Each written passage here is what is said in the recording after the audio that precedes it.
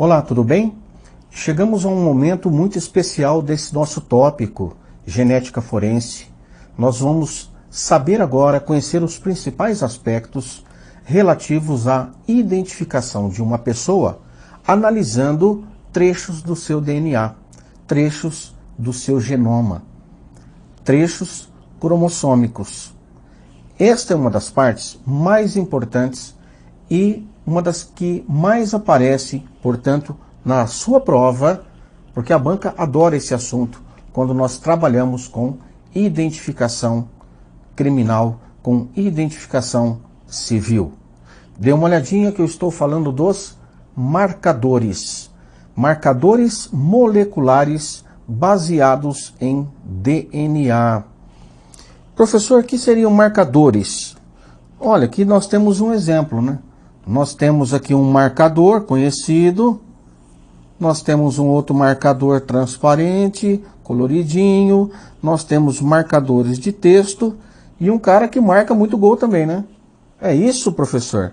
É essa ideia de marcadores que nós devemos ter para nossa aula? E a resposta é não. Aqui é uma brincadeirinha que eu fiz com vocês, né?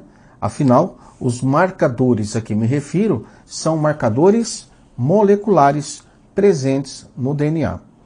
Vejamos, portanto, mais uma vez, um tipo de marcador. E uma definiçãozinha, um conceitozinho. O que é um marcador? Qualquer característica morfológica ou molecular que diferencia indivíduos. Olha, diferencia indivíduos e que seja facilmente detectável.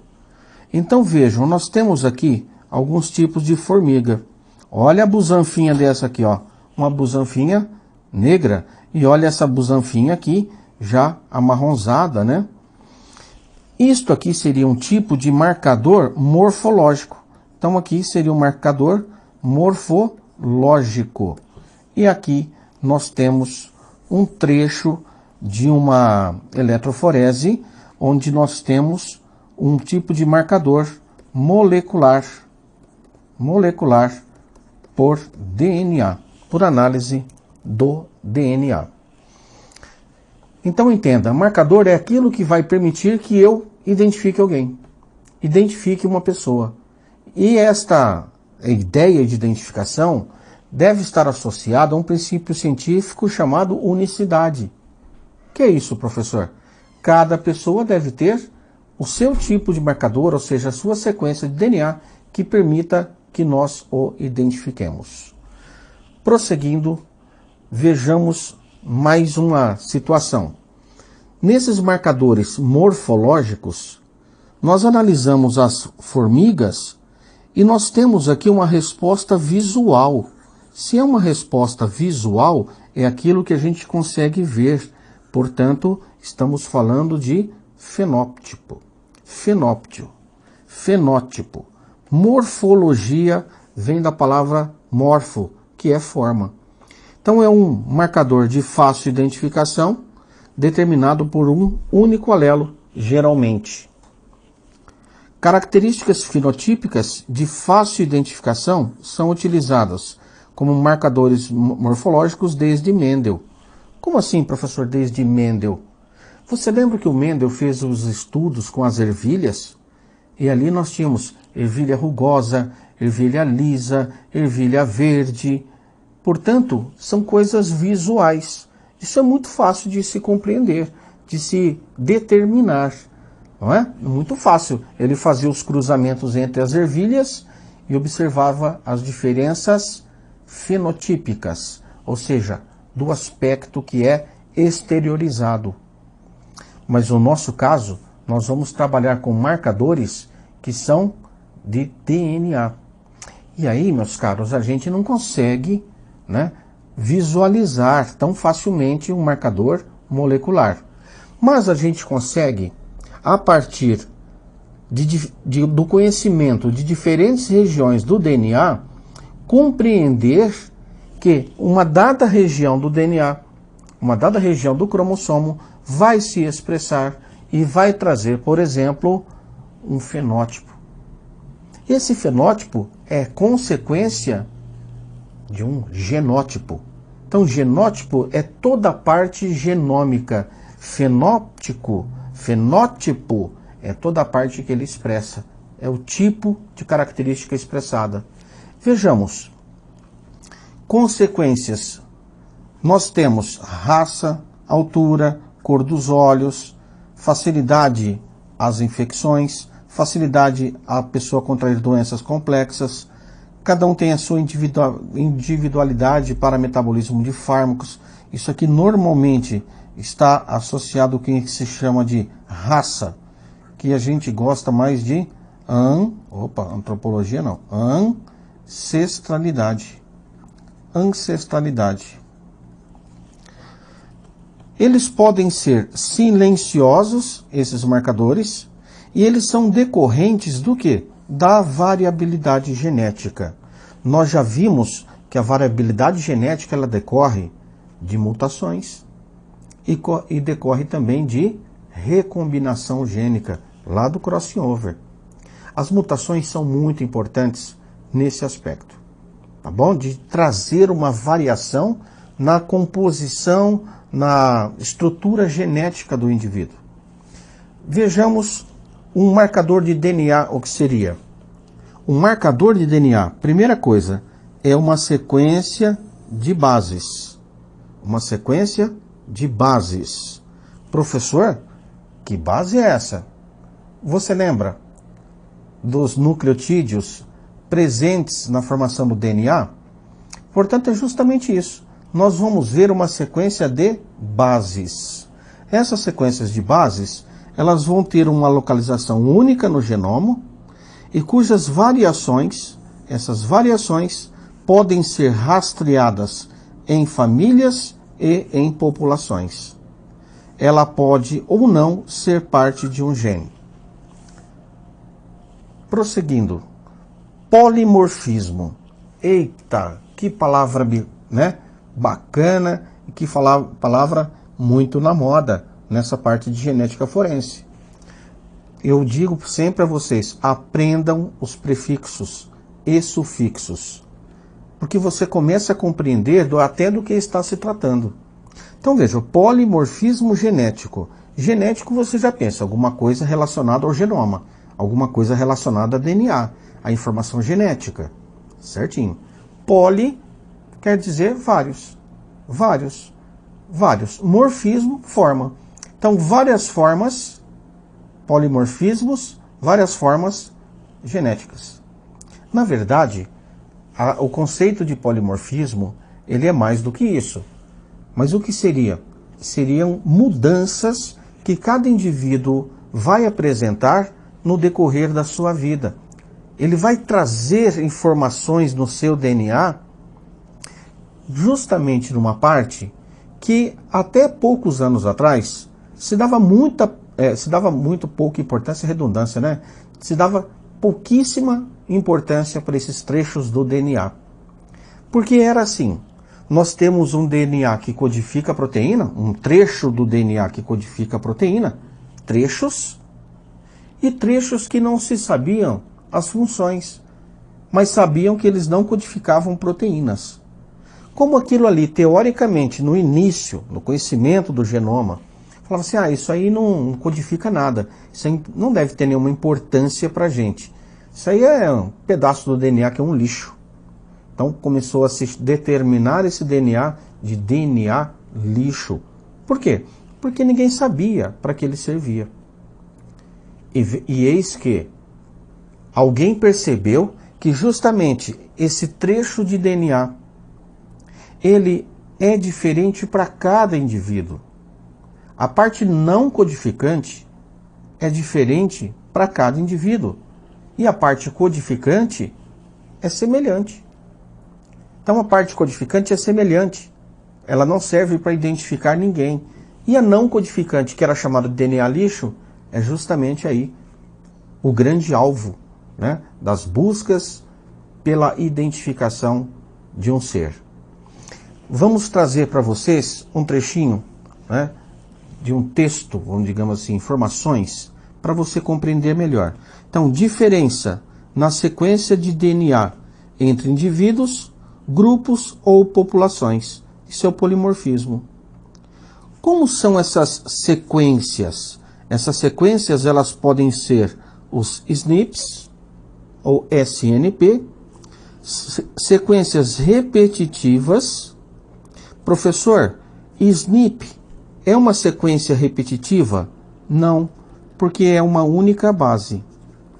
É uma única base. Então nós vamos ter aqui a alteração em uma única base.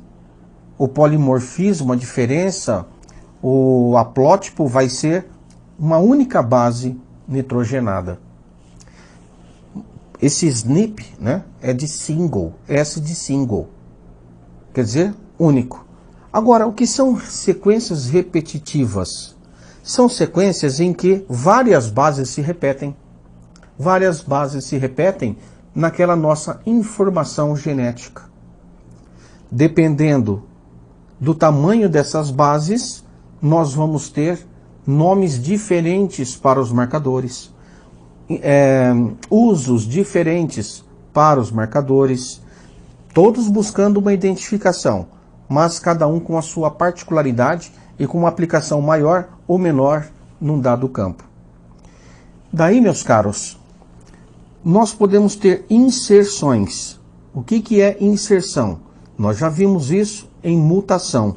Inserção é quando você insere, ou você não, né? A mutação gera uma inserção de base.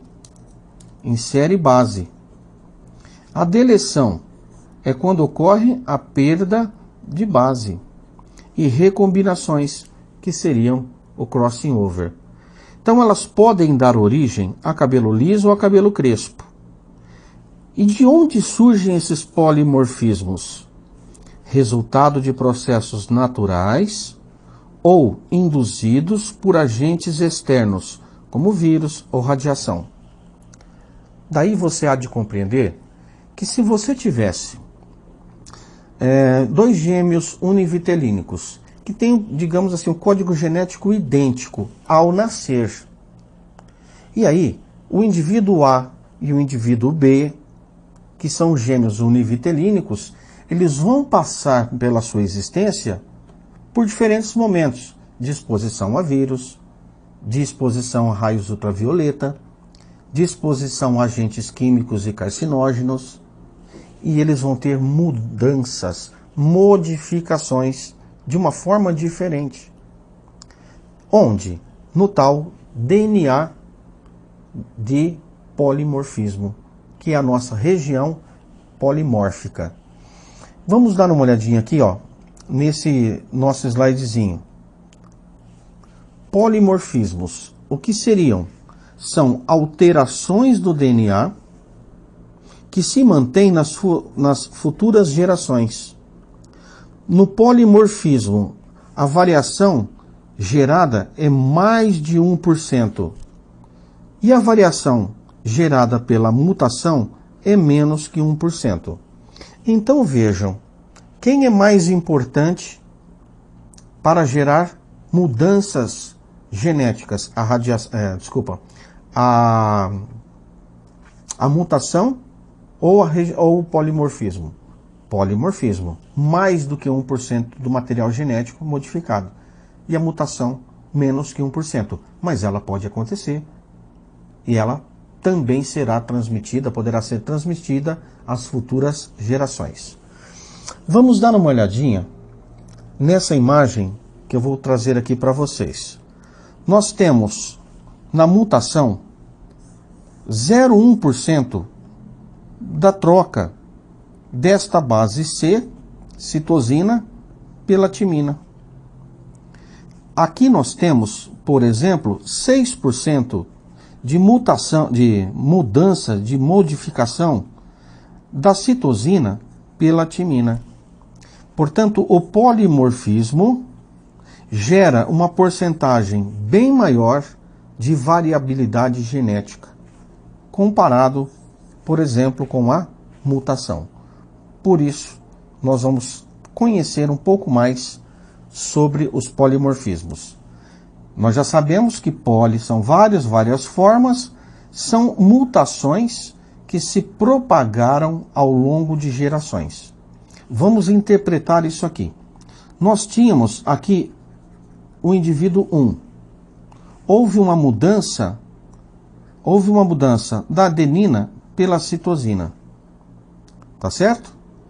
E aí nós passamos a ter essa mudança aqui, ela não foi refletida, continua não sendo refletida para essas gerações, digamos assim, mas daqui para cá todo mundo passou a ter a mutação, a modificação genética. Então elas se propagam ao longo de gerações. Marcadores moleculares. Meus jovens, não se apavorem com esses nomes. Eu nem vou falar deles agora nesse momento, mas só para que vocês já conheçam alguns nomes, tá certo? Nós vamos ver que tem até alguns aqui que não serão nem dadas muita atenção. Nós não daremos muita atenção para alguns tipos desses marcadores, em função de eles ainda não serem muito bem conhecidos ou a aplicabilidade deles já ter sido ultrapassada por um outro tipo de marcador. São coisas diferentes também entre si. Pode ser que para uma dada situação um desses seja o melhor. Mas vamos ver os nomes. RAPT, SPAR, AFLP, microsatélites, esse aqui nós vamos gastar um tempinho com eles. RFLP, nós vamos ver alguma coisa. E aqui DNA mitocondrial. Portanto, percebam que nós temos um marcador citoplasmático, aqui está no citoplasma, o DNA da mitocôndria, e esses aqui estão onde? No núcleo. Portanto, aqui nós estamos falando do DNA nuclear. Portanto, temos DNA na mitocôndria, e você já sabia também que existe o DNA mitocondrial. Belezauro? Professor, eu já ouvi um termo chamado DNA satélite. Puseram o DNA lá no céu, professor, que nem os satélites? E a resposta é não. O DNA satélite, ele representa cerca de 30% do genoma, são genes e sequências relacionadas aos genes. Então, cerca de 30% do genoma são genes e sequências relacionadas a genes. Os 70% do genoma são de DNA extragênico. 80% são sequências únicas e 20% o DNA repetitivo. Se ele é repetitivo, aqui nós vamos estudar como é que se repetem estas sequências. Falando mais um pouquinho de marcador molecular, nós vamos ver que toda vez que nós temos um marcador, ele pode apresentar vantagens ou desvantagens. Então, o polimorfismo detectado na sequência de DNA, ele traz algumas vantagens. Ele não é objeto de influências ambientais, praticamente ilimitado em número, e a maior desvantagem é a necessidade de técnicas e equipamentos mais complexos. Como assim? Nós vamos ter que analisar o DNA. Portanto, nós precisaremos de equipamentos que permitam a análise desse DNA, ou dos DNAs que serão analisados. E isso tem um custo. São equipamentos que não são baratos, não. Nós precisamos ter pessoas capacitadas para trabalharem, para operarem com esses equipamentos. Portanto, pessoas que tenham uma certa formação para que consigam fazer a análise do DNA. Vamos trazer aqui as características desejáveis. A técnica tem que ter reprodutibilidade. Esse marcador, ele deve ser amplamente distribuído através do genoma. Por quê? Quanto mais distribuído, maior a possibilidade de você ter o estudo em diferentes partes do genoma, em diferentes amostras. Poder de discriminação. O que é o poder de discriminação? Seria o poder de identificar uma pessoa. Vai ser discriminado. Falar, ó, este é tal indivíduo, com uma chance praticamente gigantesca de altíssima probabilidade. Ausência de influências ambientais. Então, o ambiente não modifica o marcador. Deve ser barato, né, uma técnica também barata e fácil de mensurar. Então, esses são, né, os principais aspectos relativos, positivos, a um marcador molecular. E essa técnica de marcador molecular, ela teve um boom, digamos assim, graças principalmente a 3 cientistas. Cada um contribuiu com uma etapa desse método, com uma etapa importante desses assuntos da genética. Por quê? Porque um cara conseguiu conhecer, fez um estudo dos marcadores presentes no DNA. Só que acontece que às vezes a gente chega a uma cena de crime e nós temos uma amostra de DNA ou na quantidade muito pequena ou até degradada. Imagine a situação que você chega ao local de crime e só tem uma gota de sangue. Só tem pouquíssimas células do indivíduo. Em casos, por exemplo, de estupro, às vezes fica células do indivíduo, né, pelo próprio contato físico. E nós temos a necessidade de uma quantidade boa de DNA, né, que a gente vai dizer assim, uma quantidade mínima o suficiente para realizar esses experimentos. Mas e se você não tem essa quantidade? Aí um cara pensou na situação de ampliar isso. Vamos ampliar essa quantidade, que é uma técnica chamada de PCR. Nós vamos ver, né, que essa técnica, ela permite que a gente pegue uma quantidade ínfima de DNA, que não seria possível de fazer as técnicas laboratoriais, e você multiplica isso como se fosse um xerox, uma fotocopiadora. Você vai reproduzindo pedaços do DNA. Inclusive, reproduzir aquela parte que nos interessa, a parte do marcador. Não precisa nem ser o DNA todo, pode ser trechos do DNA. E nós temos também um cara que depois que se tem o trecho do DNA, o que ele conseguiu determinar? A sequência do DNA. A sequência das estruturas do DNA. E isso foi muito importante. Esses 3 aspectos foram extremamente importantes. Então, o desenvolvimento de técnicas moleculares permitiram a explosão da genética como um todo.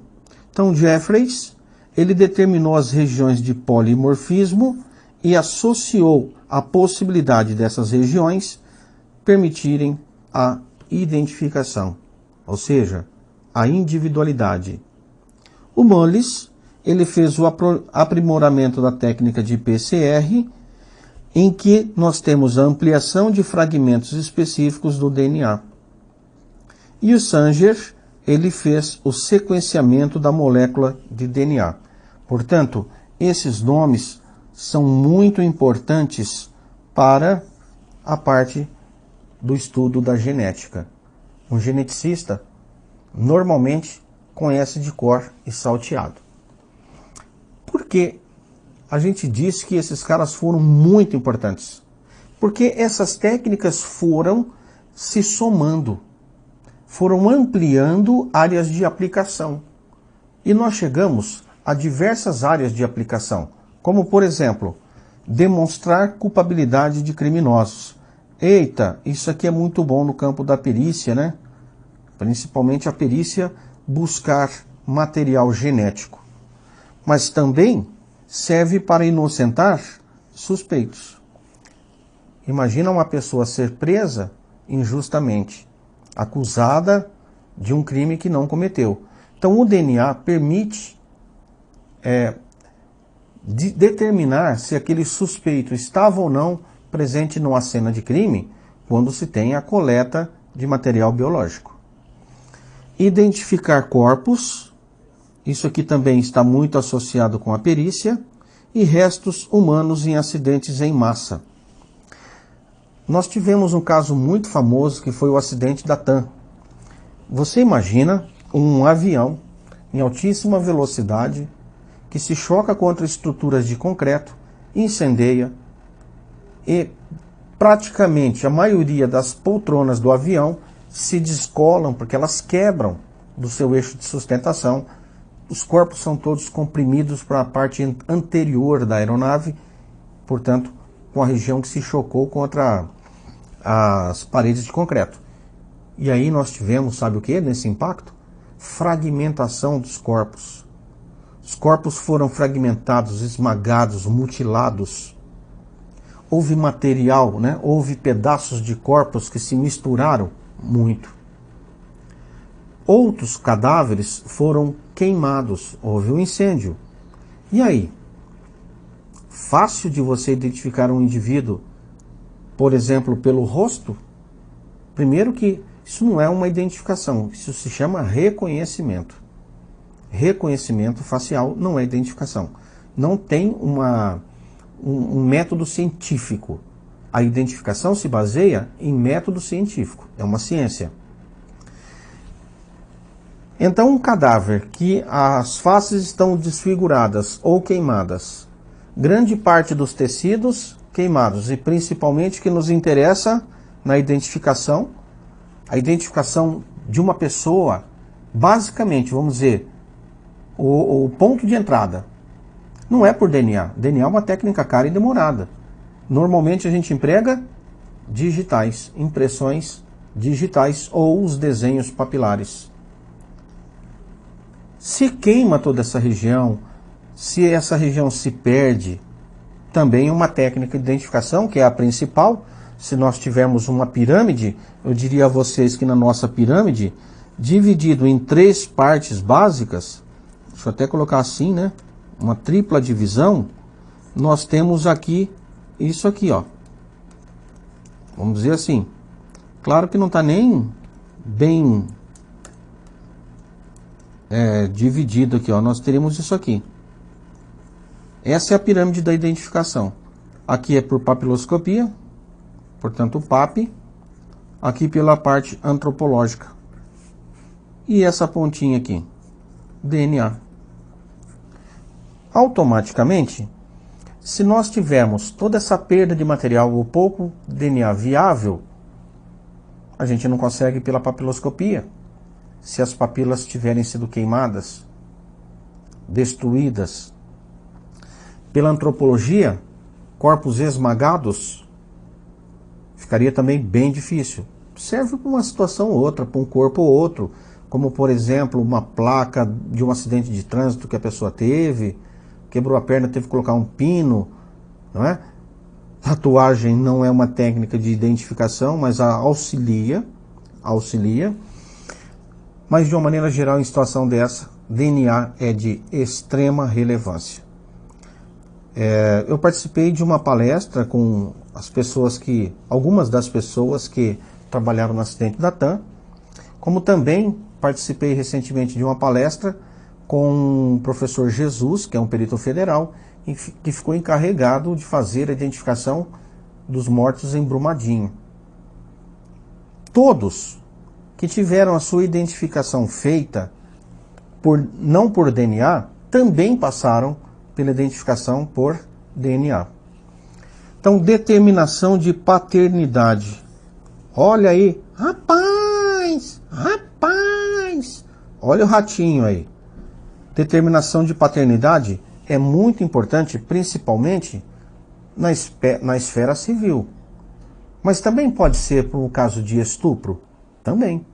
Se a mulher teve conjunção carnal, engravidou, né, numa situação de estupro, engravidou, e a pessoa alega que não foi ela quem cometeu o estupro, você pode ter, a criança tem o seu material genético, a mãe, a genitora, tem o material genético, e o suspeito tem o material genético. Faz-se uma comparação desses perfis genéticos. E aí, você vai excluir ou não a possibilidade daquele indivíduo ser o não vou nem dizer o pai, né? Mas o genitor, né? A genitora e o genitor da criança. Porque não pode nem chamar de pai, porque de repente o cara, num ato criminoso, ele não é nem pai da criança. Ele foi quem forneceu o espermatozoide para isso. Uma coisa que também pode acontecer é troca de bebês em berçários, em maternidades. E aí, se aplica o teste de DNA, o exame de DNA, o confronto, para saber se realmente existe a suspeita de ter ocorrido essa troca, houve ou não. Então faz o exame de DNA. Não adianta, o rosto parece. Não, aqui não é achismo. Tem que ser uma técnica científica.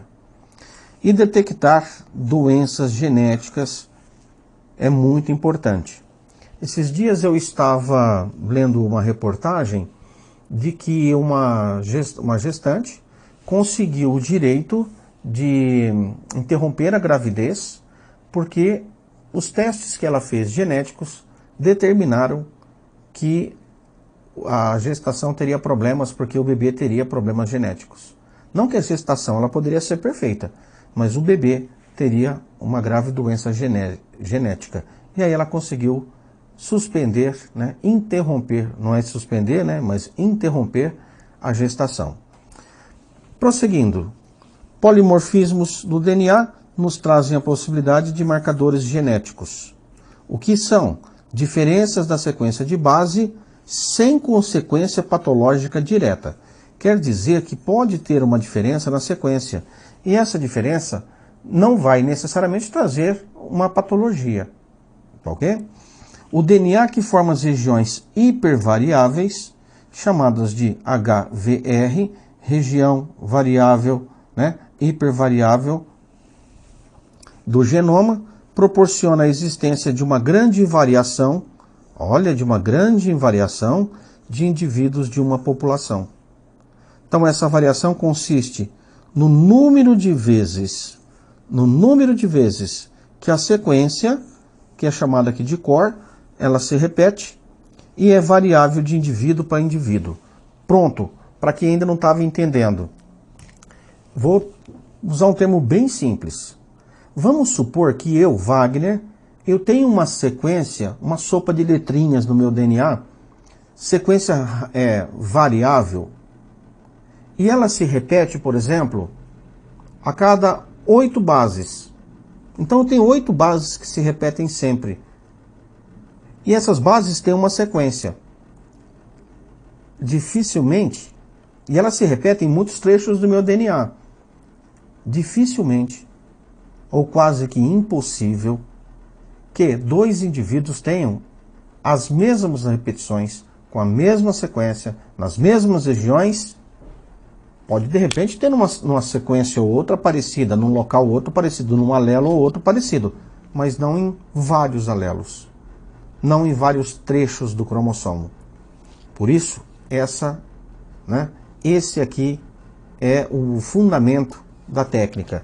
As pessoas não apresentam essas regiões repetitivas de uma forma igual pelo seu cromossomo, e um outro indivíduo não teria essa semelhança.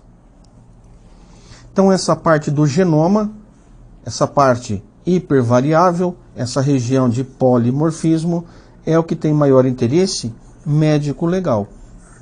Porque aqui, esse interesse médico-legal serve para aplicar em diversos aspectos, como mencionados anteriormente. E eu trouxe para vocês uma imagenzinha. Serve para teste de paternidade, para caracterizar vínculos genéticos. Desastre em massa na identificação de fragmentos humanos. Numa investigação histórica, por exemplo, para se determinar aí ancestralidade. Identificação de pessoas desaparecidas, principalmente quando a gente tem um encontro de cadáveres ou ossadas. Então, cadáver, se ele tiver em estado de putrefação, né? Putrefação, onde você já não tem mais a possibilidade de identificar por impressões dígito-papilares. Quando eu falo de putrefação, É porque na medicina legal você sabe que até uma certa etapa da putrefação a gente ainda consegue. Fase cromática, não é? Aí nós temos a gasosa, ainda a gente pode conseguir. A gasosa é chamada de enfisematosa. Mas quando entra na fase colicoativa da putrefação, que os tecidos começam a se liquefazer, as falanges se liquefazem. Então a gente perde o desenho papilar. Enquanto isso não acontecer, mesmo em início de putrefação, é possível que o DNA seja empregado, que a papiloscopia seja empregada e não se precise do DNA. A partir daí, basicamente, antropologia e, se você tiver um suspeito de quem poderia ser aquela vítima. Como assim suspeito? Eu encontro uma ossada, professor, e a ossada eu tenho uma suspeita de quem poderia ser? Sim.